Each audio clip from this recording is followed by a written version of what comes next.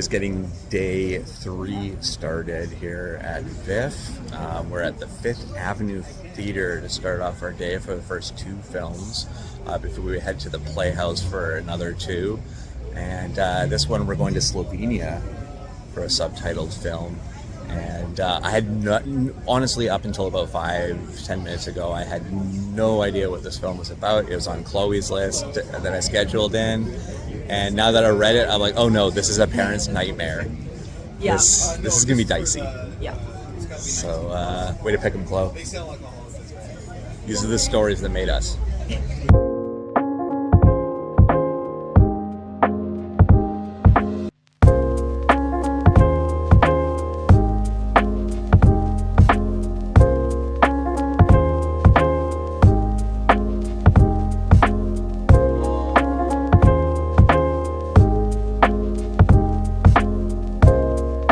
Alrighty, so we just finished Slovakia or Slovenia? Slovakia's submission to the Academy Awards, I believe, this year. It was also the winner of the Zurich Film Festival. It's called Father. And one of Chloe's picks, one that I didn't factor into my list at all. I'm glad I did. It's the feel-good film of the year. To put it very loosely. But this is any parent's nightmare, having that absent mind and forgetting your child in the car. We see stories of this happen all the time throughout North America. It's nothing new, but it's horrific every time it happens. So what if you were a doting and good father? Essentially, you're in the child's life, you're all, you care, but I mean, everything in your life's kind of cascading and you go on autopilot and then something tragic happens. So that this kind of addresses that. And there's no redemption from it. There's just moving on. And can you? And it's just a question that I never ever want to answer for myself, but a very compelling film. For sure. This film isn't exactly what I thought it was going to be. It was definitely more drama / court procedural, which was surprising. But yeah, this film is pain, grief, and guilt personified. It is a heartbreaking watch. But like Steve said, it is something that isn't uncommon. It happens, I think the statistic was like 350 times a year in America alone. So it's a very tragic circumstance to find yourself in, because it's not necessarily something that's entirely in your control, because absent-mindedness does happen, and it's not always something that we're completely aware of, and it's a scary thought, and this film really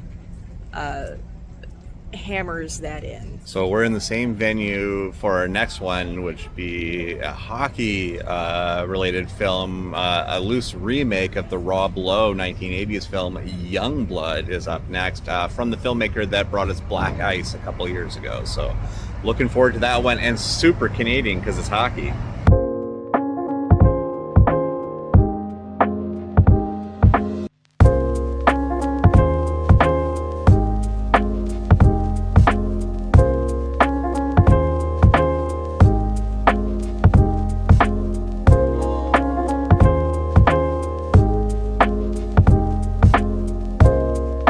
Alrighty, so it just got out of Youngblood, our second film of the day, our second film at Fifth Avenue, and the last film that we're going to see at Fifth Avenue for today. We're now going to make our way over to the Playhouse.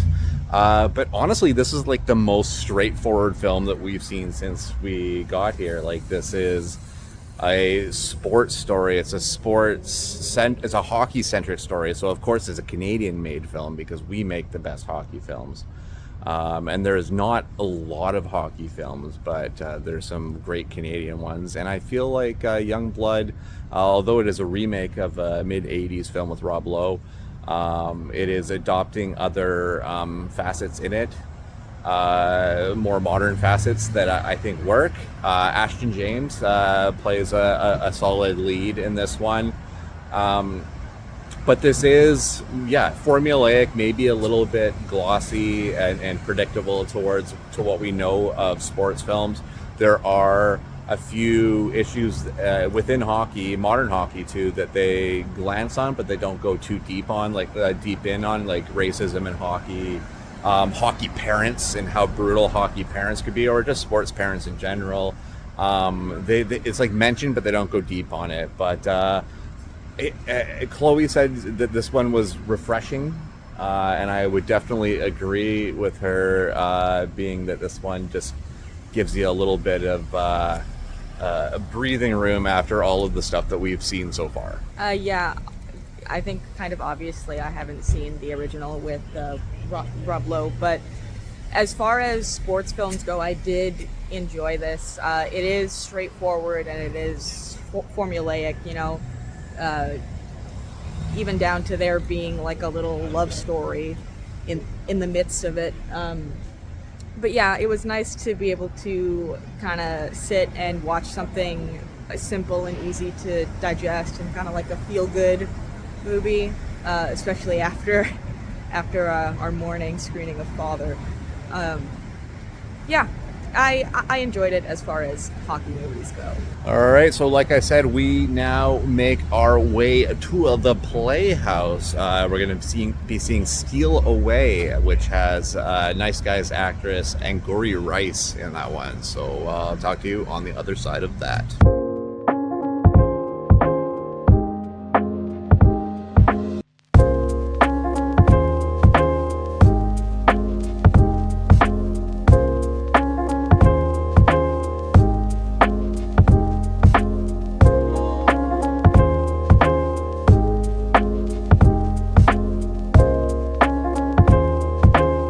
So we just got out of Steal Away, which is the latest film from Clement Virgo, who I know all the way back from in my video store days from the Eric Balfour and Lauren Lee Smith film Lie With Me, which is interesting because Lauren Lee Smith is in this film as well, so there's still that kind of connection. She plays Angourie Rice's mom in this one, but there is a lot of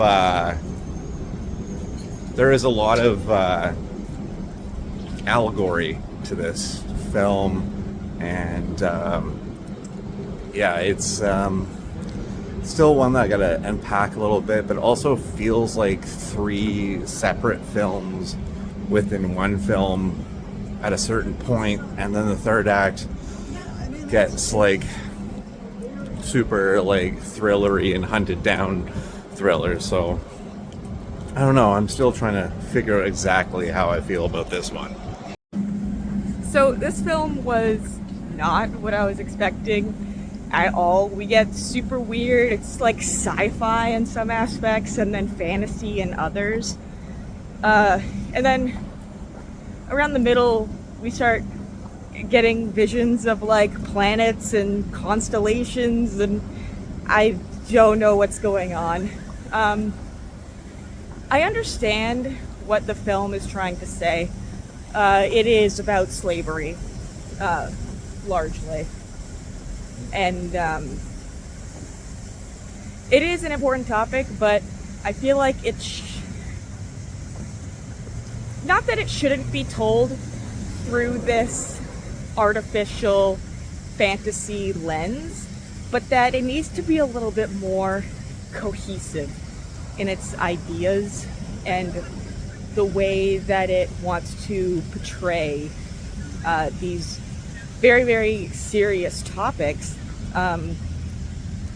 So I don't know, I was just a little jarred by it. And it's also very provocative, sexually, which was uncomfortable.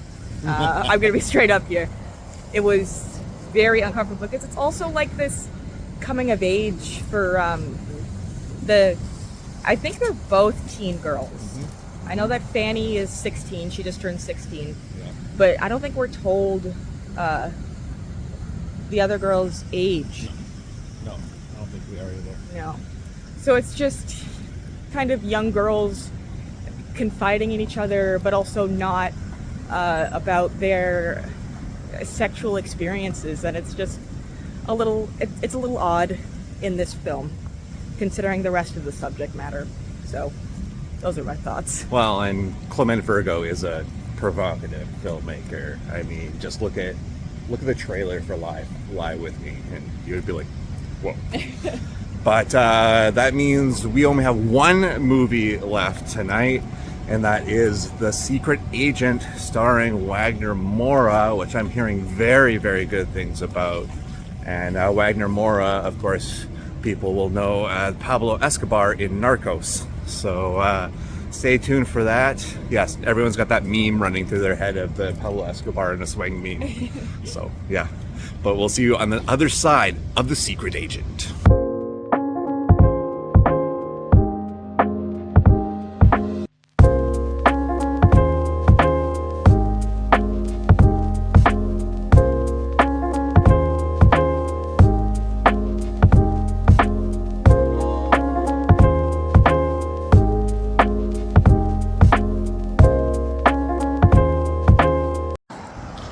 Alrighty, finished our final movie of day 5. It was The Secret Agent, starring Wagner Moura, taking place in Brazil, where the shirts are open and the men's shorts are very short. Or just not on at all. Or just not on at all. This movie is essentially, it's very quirky and got a comedic edge a bit to it, but it's basically about corporate greed and subterfuge through the police and everything, and basically the elite trying to take over all businesses, and one guy trying to be a whistleblower to an extent that puts him into hiding and has hitmen after him. This is a large, sprawling film that feels a bit bloated, largely, but Wagner Moura is really, really good. And the scope of the film I find really interesting because it plays like a film that would have been shot in the late 70s. And then it does, like, this is a little spoiler, but it does a jarring shift to modern day where they're going through these tapes, these informant tapes. And I feel like it has too many dry patches in it that really slow it down. But it starts off well, and then it just kind of like has these parts where it just kind of slides into some more dull patches. But that's kind of how I felt about it. So right off the bat, this film is gorgeous all the way through. Beautiful color palette and costuming and all that. I do agree that it is bloated. I don't think this film needed to be almost 3 hours long. Like 2 hours and 40 minutes. I don't know, like it has to be like a combination of it being super late and there being dull bits, but I did briefly fall asleep. But I didn't miss anything. I still know exactly what was going on. I don't have too much to say about this. The gore was actually really surprising and really good. And I liked the way that they wrapped it up at the end as well. Definitely a solid resolution. And Udo Kier is in this movie, so I loved seeing him show up. But we're back at it tomorrow for a day 6, but it doesn't get started for us until later, because we're going to check out a couple films that will appear on the What the Hell Should I Watch later on in a few weeks. But day 6 tomorrow.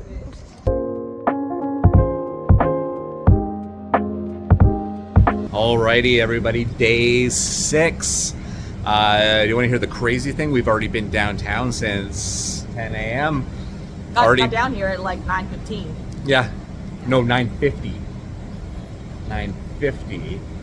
Right. And so we got off the train. Yeah, and then we booked it to Scotiabank Theatre because we've already seen 2 movies by now, not VIFF related. We'll bring those to What the Hell Should You Watch? Should I watch? Should you watch? In the next few weeks after this, once we've taken our sabbatical break, because I know you need a little bit of a break after. But I will say it was interesting to see some Hollywood films before heading back into a nice palate cleanser. Yeah, exactly. So now we start off our day with a film with Jodie Foster in it, kind of a mystery thriller called A Private Life. So I love Jodie Foster. She doesn't do enough films these days, and everything that I've seen her in recently, she's really great in, as per usual. So I'm looking forward to that one. And then we have another biopic, but they're both right here at the Playhouse. So we'll see you on the other side of our first VIFF film of the day.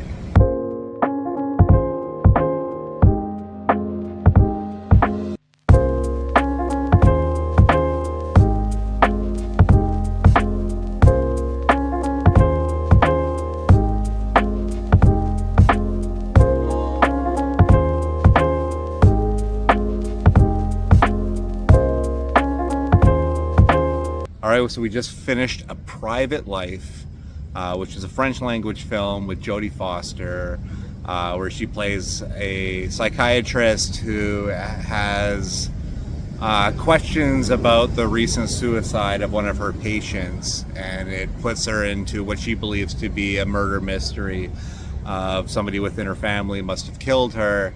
But really at the heart of it, this movie, I think, really more has to do with like the Hippocratic Oath and doing the best for your patients, and maybe getting a little complacent in your own industry. I think that's more at the heart of it. A very so-so movie, a very baseline movie. The highlight of this film isn't Jodie Foster to me. It was Daniel O'Toole, who plays her ex-husband in this film. I really like, he's the fun part of this movie, and all of his dialogue is exactly that. He tonally, he kind of holds the same baseline throughout the whole film, and I thought that was really interesting. And how, I don't know, it feels kind of brutal. I kind of feel bad for her son in this movie because he goes through a lot of psychobabble just in being her son. But yeah, just kind of middle of the road film. I'm hoping for more from Franz because this one just didn't have it. I felt that this film was a little blasé, a little boring just for me. I went into this thinking that it was going to be a murder mystery, and it was more of like a personal journey in Jodie Foster's character, kind of figuring out and strengthening her relationships with her ex-husband and her son, and even her grandson, her infant grandson. I don't have strong opinions on this. There were a few humorous bits, but it wasn't enough to keep me engaged in the story, largely. Yeah, I wasn't too enthralled with this one. So that moves us to our final film for day 6 at the Vancouver International Film Festival, and that is Agnieszka Holland's biopic on Franz Kafka, Franz. So we'll see you on the other side of that.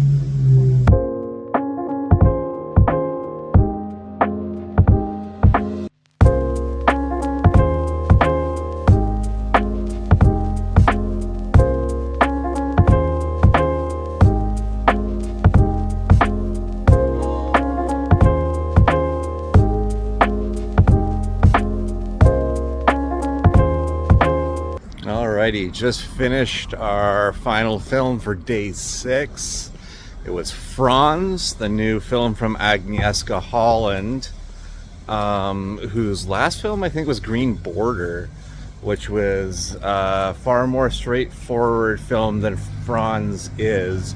This is the biopic about Franz Kafka, and it tackled in such a, well, really the Kafkaesque, like surreal sort of way, but as well as like modern satire as well. And like, it is just such a whacked out film, but it is so beautifully constructed, and the ideas is going at are so interesting and so fascinating. This movie is over 2 hours long, but it really uses that runtime really, really well. Yeah. And I didn't feel the length on this film really. And Saw the length. holy shit! Oh crap! Yeah, that was a little. Wow. Yeah, his buddy was packing heat. But yeah, just a wild film. Yeah, just I was really enamored with this one. Surprisingly so. I don't think I had this one really high up on my list for expectations, but yeah, I really dug this one. I was not excited for this film at all. I was planning on sleeping through it. But it kind of hooked me immediately. It's a time period piece, which I always kind of love. I always kind of gravitate towards those. And just, it's shot and told in such a unique way that I don't think I've seen done before, like in this specific style. And yeah, I was extremely surprised at how much I actually enjoyed this one. But there's a lot of penis. So Chloe is taking off the first screening tomorrow. She's gonna meet me for the second screening of the day, but day 7 for me will kick off with the John Candy documentary. So until then, good night. Okay, let's go.